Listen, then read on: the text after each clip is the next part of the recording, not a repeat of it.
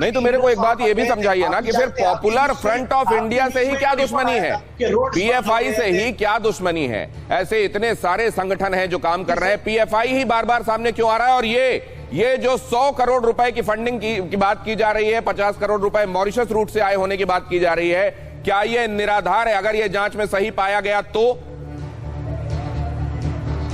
दो सवाल आपने पूछा है। पहला सवाल आपने कहा है कि पॉपुलर फ्रंट ही क्यों, तो इसलिए कहता हूं क्योंकि आरएसएस का, बीजेपी का जो हिंदुत्व एजेंडा है, उस हिंदुत्व एजेंडे को अनकॉम्प्रोमाइजिंगली सामना करने वाले, उसको एक्सपोज करने वाली एक ऑर्गेनाइजेशन हम है। हम कभी भी इनके एलिगेशन से पीछे लगकर बैठे नहीं। सेकेंड चीज आपने जो कहा, जो 100 करोड़ का आया है, भाई 100 करोड़ का आया है, मैं आपसे रिक्वेस्ट करता हूँ गवर्नमेंट से पूछिए, पॉपुलर फ्रंट के बैंक अकाउंट्स तो ईडी के पास है, पॉपुलर फ्रंट के बैंक अकाउंट्स तो इनकम टैक्स के पास है, पब्लिक कीजिए और बताइए कहां से 100 करोड़ आया है, क्यों छुपाने की जरूरत है? आपके चैनल में ओपन चैलेंज करता हूं गवर्नमेंट ऑफ यूपी को, अकाउंट जो है ओपन पब्लिक डोमेन में डाल दीजिए। पहली बात आपने ये कही कि ये जो एक हिंदुत्ववादी एजेंडा है उसका खुलकर विरोध करते हैं, ये भाषा तो आपकी वैसी लगने लगी जैसे पड़ोस के दुश्मन मुल्क से सुनाई देती है।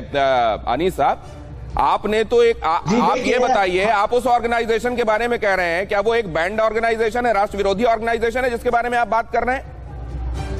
जी 3 बार बैन हो चुके हैं वो लोग। अभी की बात कीजिए। बैन नहीं हुए, 3 बार बैन हो चुके हैं।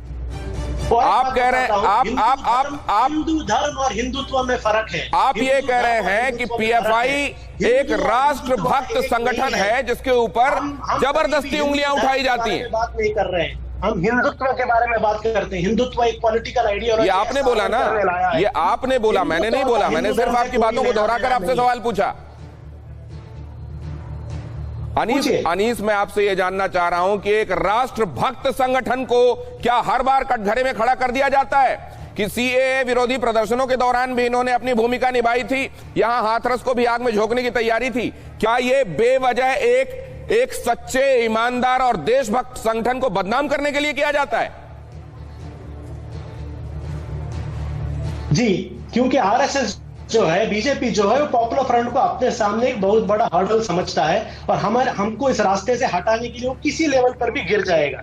देखिए योगी सरकार की क्या क्या कर रही है, रातों रातों को बॉडी को जला दिया, जब इस तरीके के काम भी वो लोग उतर रहे हैं। पॉपुलर फ्रंट तो मामूली है जी, पॉपुलर फ्रंट तो मामूली एक संगठन है, हमें हटाने के लिए वो किसी लेवल पर भी उतर जाएंगे।